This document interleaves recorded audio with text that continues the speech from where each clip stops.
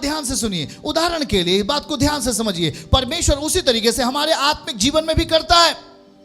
हमारा आत्मिक जीवन शैतान के हाथों में है, बुराइयों के हाथों में, पाप के हाथों में शांति नहीं है।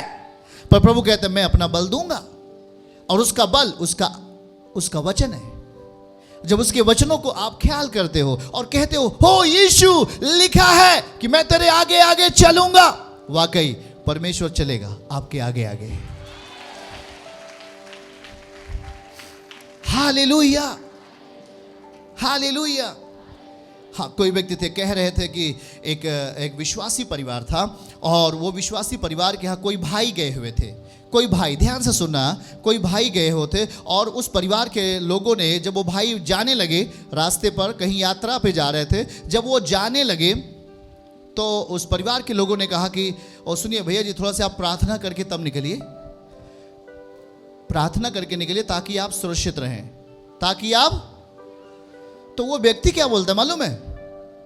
वो व्यक्ति बोलता है मेरा डिग्गी वाला सुरक्षित रहे। उसके गाड़ी में एक डिग्गी थी, उसे क्या बोला?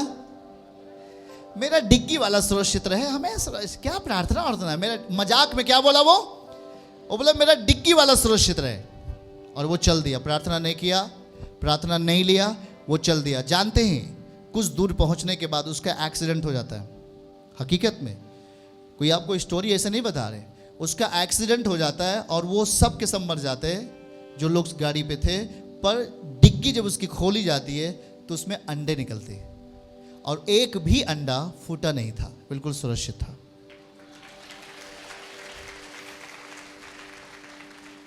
क्यों? उसने क्या कहा था? डिग्गी वाला क्या रहे? डिग्गी में क्या था? वो मजाक में बोला, मजाक में क्या परमेश्वर है, कुछ नहीं है। उन लोगों ने बोला कि भैया थोड़ा प्रार्थना ये कर दे तो आप जाइए। ना ना ना ना, मेरा डिग्गी वाला सुरक्षित रहे, यही बहुत है।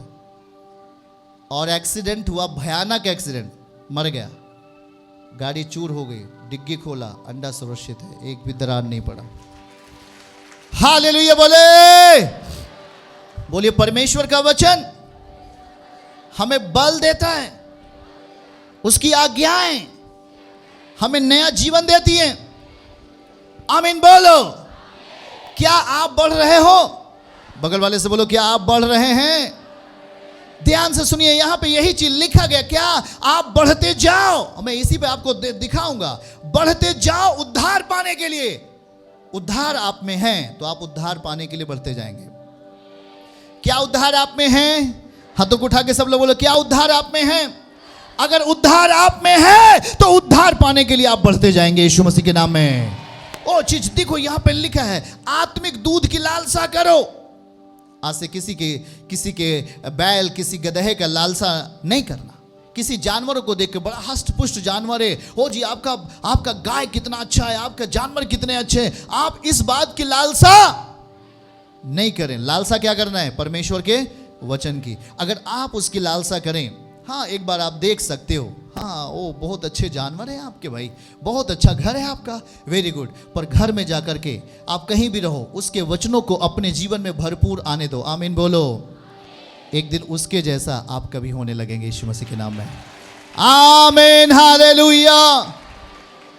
जब आप दूसरों की लालसा करते हैं, ये गलत नियम हो जाता है, ये उद्धार से बाहर है।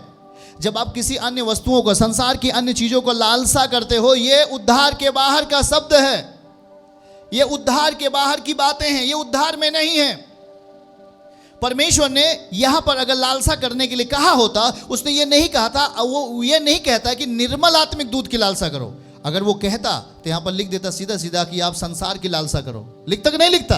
पर परमेश्वर ने क्यों लिखा? निर्मल आत्मिक दूध की लालसा। बुरे चीजों की लालसा कभी मत करो, बुरे वस्तुओं की लालसा मत करो। लिखा है कि निर्मल आत्मिक दूध, जो आप अपने जीवन में अभी ले रहे हैं, ये एक निर्मल है। क्या है? ये निर्मल है। आपको क्या करेगा? निर्मल करेगा। जब आप निर्मल चीज को ग्रहण करोगे तो आप क्या होंगे? निर्मल होंगे। जब आप गंदे पानी को पियोगे तो आप क्या होंगे? बीमार हो जाओगे, आप समस्या में चले जाओगे। पर अगर आप निर्मल पानी पियोगे तो आपको क्या रखेगा?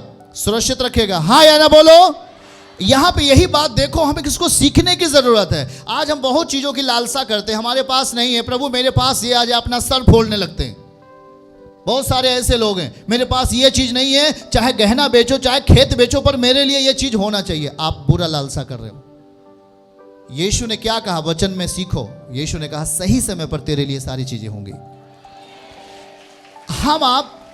हम आपसे बेहतर कौन जानता है? बोलो भाई, यीशु हम आपसे अच्छा जानता है, हमें कब इसकी जरूरत है। आमीन बोलो। पर हम जब जबरन उस बात को लेने का प्रयास करते हैं, बाइबल कहती है हम दंड के भागदान बनते हैं, हमारे ऊपर दंड एलाउ हो जाता है।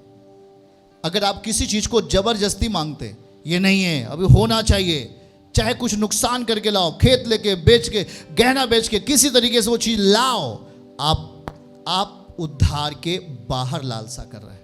बगल वाले से बोलो उद्धार के बाहर लालसा कर रहे हैं।